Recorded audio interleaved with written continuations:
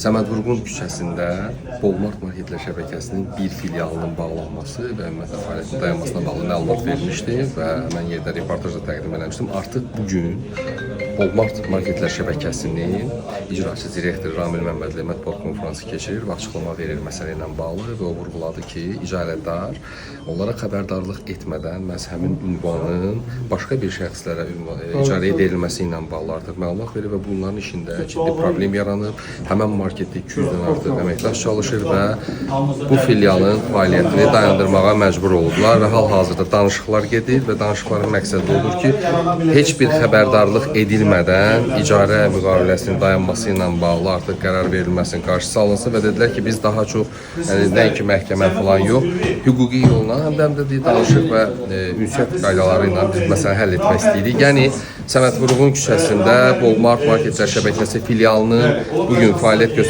göstərməməsinin səbəbi kimi orada icarədarın qarşı tərəfə xəbərdarlıq etmədən artıq məkanı başqa bir istiqamətə icarəyə verməsi səbəb olubdur. Bununla bağlı bütün mediaya bugün açıqlama verildi.